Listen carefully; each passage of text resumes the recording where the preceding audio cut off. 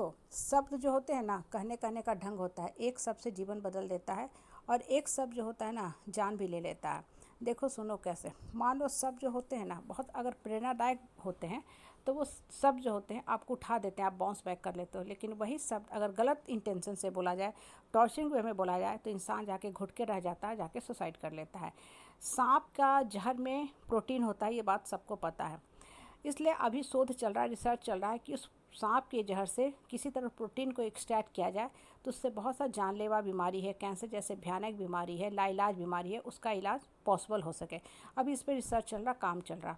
लेकिन अगर वही सांप सीधे आपको डस लेना तो क्या होगा, इंसान मर जाएगा। क्यों? क्योंकि जहर आपके बॉडी में फैल गया।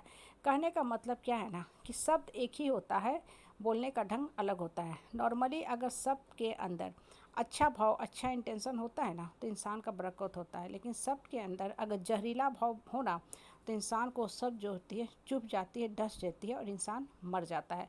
मतलब अंदर से कुंठित हो जाता है, उसकी जीने की इच्छा शक्ति खत्म हो जाती है, आत्मबल मनोबल गिर जाता है।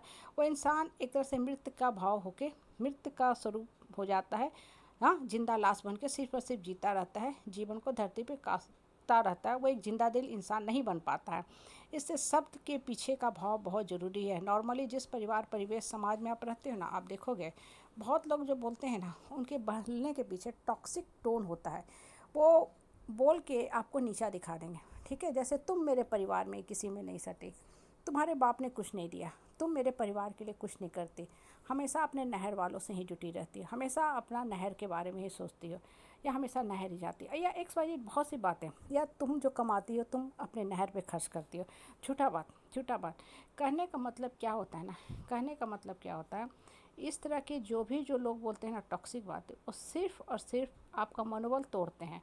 अब आपको क्या करना है, ऐसे जहरीले सबको पीते जाना ताकि आप मर जाओ। सांप के जहर से प्रोटीन को निकालो और उसको जीवनदायिनी शक्ति देने वाली दवा बनाओ। लोग आपको जहरीला बोल रहे हैं, आप अपने जीवन को मत बर्बाद करो। बहुत से लोग घुट जाते हैं और देखते हैं अरे ये लोग नहीं बदल रहे, जाकर सुसाइड करके लटक जाते हैं और जीवन बर्बाद कर देते हैं। क्योंकि बेसिकली जो सुसाइड जैसी घटना होती है ना, वो उद्वेग में हो जाती है, आउट ऑफ इमोशन में बह के। उस समय इंसान नहीं कुछ सोच पाता है, तो कहीं से जो दिखा कूद जाएगा, लटक जाएगा, छलांग लगा लेगा। ठीक है, वो उस समय वो भी नहीं समझ पाता, वो क्षणिक होता है, क्षणिक आवेश में आके होता है, माइंड आउट ऑफ कंट्रोल हो जाता है। जैसे आप रोड पे गाड़ी चला रहे थे ना, आप सामने से कोई ट्रक आ गया, कोई बहुत खंभा आ गया, आंखें चौधिया गई, तो कहीं जाकर आप टक्कर मार दिए, आपको भी नहीं पता हम क्या कर दिए। यही चीज़ जीवन के साथ होता है। कहने का मतलब क्या होता है ना, कि कोई भी इंसान आपको तंग कर रहा, टॉक्सिक बातें बोल रहा है, तो उसमें से आप प्रोटीन को एक्सट्रैक्ट करो। मतलब अपने लिए वो चीज़ खोजो कि हाँ मेरा मनोबल बढ़ सके, मुझे जीवन दायनी शक्ति मिले। हम धरती पे जीने आए हैं, किसी के लिए अपनी जीवन की कुर्बानी देने नहीं आए हैं। हम परिवार समाज को बोलेंगे।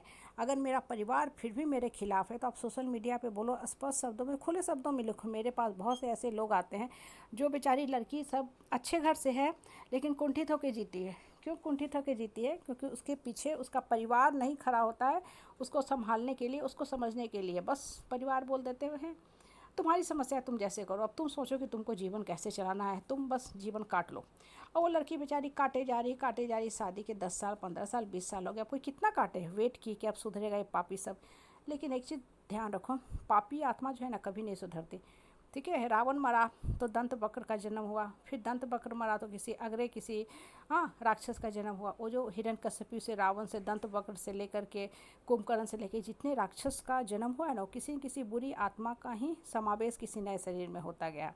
एक चीज़ मान लेके चलो, ऐसा आदमी को भगवान भी नहीं सुधार पाए, भगवान ने अंत कर दिया, फिर नई आत्मा का जन्म हुआ, फिर भगवान आए। तो आपको जो ये बुरी आत्माओं से टस्सम टस्सी हो रहा है ना, टकराव हो रहा है, आपके सुसाइड कर लेने से बुरी आत्मा नहीं सुधर जाएगी। वो फिर नया शादी करेगा, फिर नया उस औरत को तंग करेगा।